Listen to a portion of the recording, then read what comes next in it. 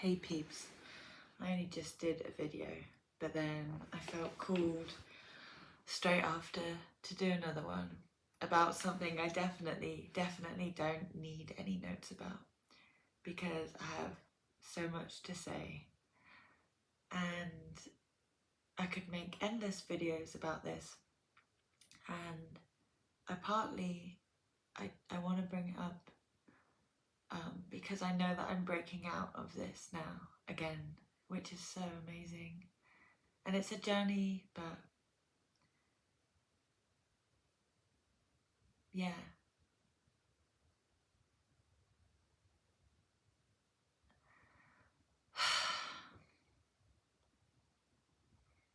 I just wanted to talk to you guys about social anxiety and how crippling that can be, and some tools and tips that might help you break free from the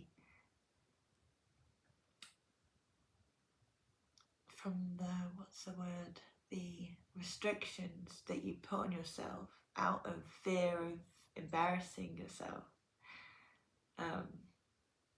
There's a podcast I listened to today by Mel Robbins. I'll put a link in my description. She's really amazing. But I listened to a podcast that she did about confidence, and it's so crazy and it's so true. She did a lot of research about confidence, and it's not about feeling or appearing confident. Confidence is just having the willingness to try. So it's even if you get super embarrassed, super freaking out, super scared, but the fact that you did that speech, or you asked that person on a date, or you did a job that you weren't sure about, or you took a leap of faith, that is the bit that is confidence. And when you do it over and over and over again, you push yourself again and again and again, your mind and your body finally calm down, because they know that you're actually safe. Because it's about not feeling safe. But once you've done it so many times, you could have so many failures, it could go so wrong, you could get so embarrassed, forget your words, whatever. But when you've done it enough times, you're just gonna calm the fuck down. And yeah, I felt like I had more that I could have said about this right now, but I feel blocked off from it. I think it's because I've got a lot of I don't know why. I guess I'm realizing that more people might start watching my videos, and not that that's a bad thing, but I'm just preparing myself for more negative comments, kind of people thinking that they know me, or I don't know, being oh, that's not that bad, grow up. And it's but we can talk about anything in our lives, and it's all relative. And I don't know why I'm just imagining these random people giving me hate online, but I guess I'm realizing it really could happen because I'm putting myself out there. I don't know what I thought, but I don't know. I don't know.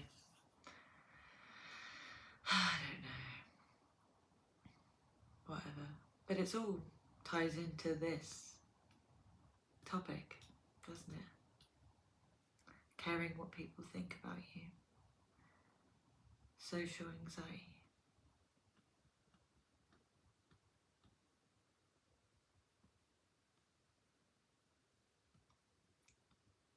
It's amazing. Yeah, I'm going to structure some points and some tools and some mantras and some guided meditations that have really, really, really helped me overcome my social anxiety, because it's been a really long road, and I would love to be able to help other people that feel it like that, or anybody. So it can be really hard. Really, really hard. My dad even, he still has social anxiety so bad that he doesn't have any friends. And he walks long ways around the town just so that he won't bump into certain people because he finds it that hard to talk to people. And sometimes he's confident, but specific triggers. And I'm like that too. There's so many triggers every day. And just specific people. It's like a minefield of ways that I feel like I'm gonna get embarrassed just for existing. No real reason at all. And it's like, it can be very exhausting. And I feel called to talk more about it right now because I'm coming out of it again. And it's not as bad as it was years ago, but sometimes it does get worse again. And it's funny because so many people know me as a very confident, extroverted person. And by the way, extroverted and confident it's not the same thing.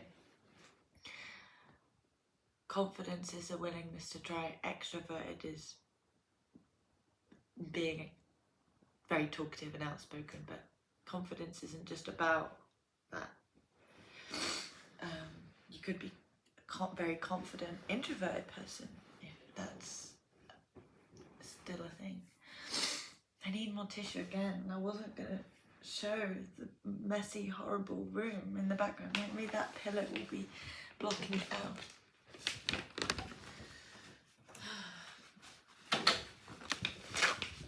I think it did block it out. But yeah.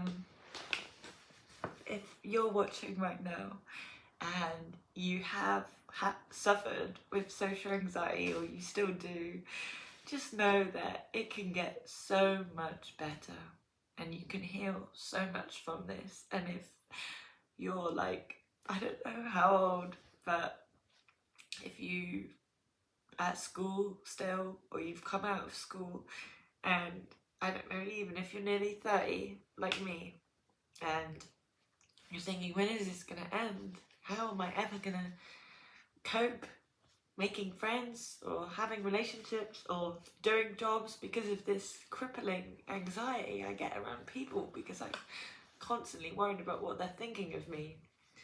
Then just know, from somebody who has recovered so much from it, know that you can and you will heal from it. I think many of us that suffer from social anxiety, the problem started when we were at school. And you just need to remember as well, like, the people that aren't in school, especially, we're not at school anymore. And everybody's not out to get us. And it doesn't matter what anyone thinks. It didn't matter then at school, but it really, really felt like it did. And a lot of the time it really feels like they do now, but it really doesn't. What anybody thinks of you, and even if whatever they're saying to you or about you in a horrible way, you know, it's not like, it doesn't define you, basically. It really doesn't define you. Yeah.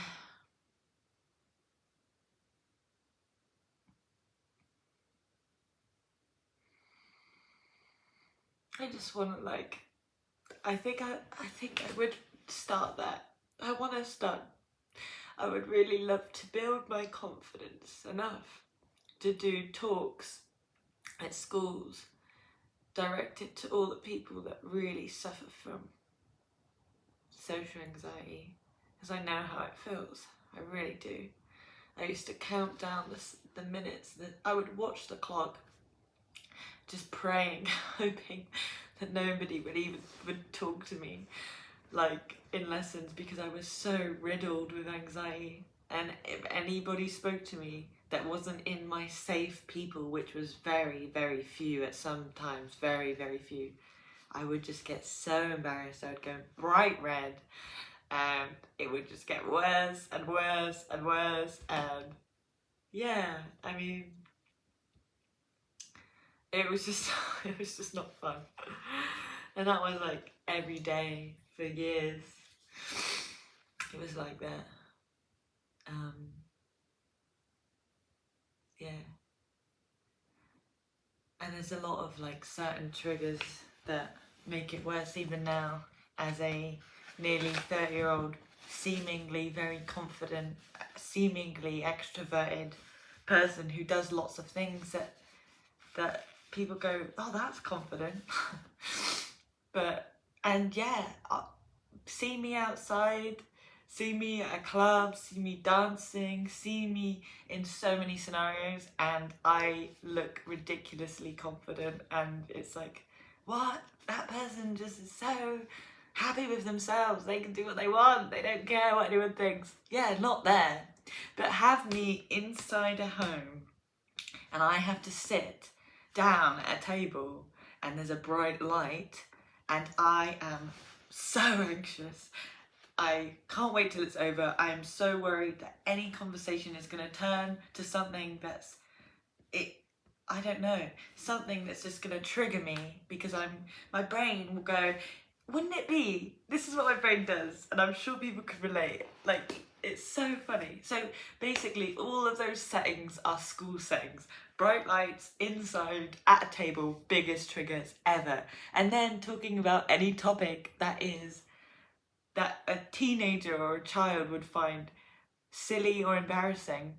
Any of those conversations, I'm just hoping that they don't happen. But any time they do, my brain, my OCD, funny little ADHD brain will go, wouldn't it be so embarrassing if you got really embarrassed if somebody talked about sex, or about who they liked, or their ex-girlfriend right now, while you're sat here and you're around these friends, and especially around them because you find them attractive, and then you got really embarrassed and just because of a conversation, and you were saying, wouldn't that be really awful? That's what my brain does. That's what my brain does when I'm sat inside with a bright light on. It's just hilarious. And also, certain jobs, major triggers, because I grew up in a little town, and I used to work in a shop for years and years and years. And when I was younger, like, the most attractive guys from school would come in, and because I was already crippled with anxiety, any guy from my school, bright red. So many funny things happened. Like, I worked in a card shop, and I'd put the card in the paper bag, and it like ripped, and I was like, I couldn't like talk, I couldn't do anything. It was just horrible. It was horrible. And like, I'm trying not to go too into trauma with this, but I just feel like this is okay to say, but like, I genuinely would get so anxious. I get so anxious that I give myself seizures, non-epileptic seizures. So I'm telling you, I understand social anxiety, my friends. I understand. I get so socially anxious that I have seizures. So I get you. I get you. I'm really trying not to get too into my past and who I am and what I've been through and the worst of it. I really not, but at the same time, I really want to help other people that suffer from social anxiety, and please know that there is so much hope, and that you can become so confident and so loving yourself and so not worrying what people think, and you can just progress and, you know, do anything that you put your mind to. That's what I'm trying to say. And I'm starting to feel like, yes, I need to go to schools, and I want to talk to people, and that would be the worst thing I could ever imagine, doing a speech in front of the whole school, and I'm saying the whole school, I'm not at school anymore, that having to do a speech in front of a school, in a school, because bear in mind, since I left school, I've not stepped foot back in school because they terrify me. I worked at an after school club, but apart from that, I have not stepped near schools. Terrifying. Trigger town. But basically, I would like to build myself up to do awareness speeches about bullying, social anxiety, confidence, and trying to help some of the kids that have been there and try and give them a seed of hope. I think I should do that, and it would be so hard for me, and that would be part of my speech where I'd tell them how hard this is for me. I'm gonna try and do that. One of the many things I'm gonna try and do in my life is try and support other people that have experienced this or do experience this. Like I say in most of my videos, the main things that I really recommend doing to heal from this, move from this, and, you know, really, accept yourself. Know that your threat that you're feeling is not life or death. It doesn't matter. It's easy to say that, but it's like, nothing's actually really gonna happen that's really bad. I mean, having a seizure is quite bad, but they're non-epileptic ones that I get, so it's not that bad. It's not ideal. But basically, your body feels like you're actually gonna die. That's the whole reaction. It's like fight or flight, but it's not really real. So, yeah, meditate. Listen to podcasts. Mel Robbins. I think it's Mel Robbins. What is in front of my eye? I keep seeing something. I don't even know. Self-help stuff. All the good stuff. And just know that you can and you will get through this, and you will get better. But it takes action, and it takes respect and time and constant daily, practices, affirmations, looking after your well-being.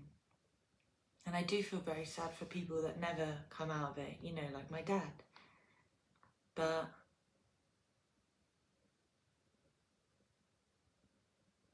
he doesn't meditate every day, and he doesn't write affirmations every day, and he doesn't do the actions. He avoids. And that's the thing, if you continue to avoid all of your triggers all the time, they're always going to trigger you, because you have to let yourself get triggered again and again, I think, until it's okay, until it's safe. I feel like you have to kind of just go through the tissue. You have to just make yourself do things. Push yourself out of the comfort zone. That's what I'm trying to say. Push yourself out of your comfort zone bit by bit, step by step. And you will break out of it. You will break free, and you will become more you, because that's what you want, is to be you. You want to live doing what you want to do. You don't want to have these silly triggers stopping you dating the people you want to date, going to the places you want to go, living the life you want. And this could go with social anxiety or any kind of anxiety, You don't want it ruining your life, restraining you. So put the work in. You can do this. Anyway, lots of love. You've got this.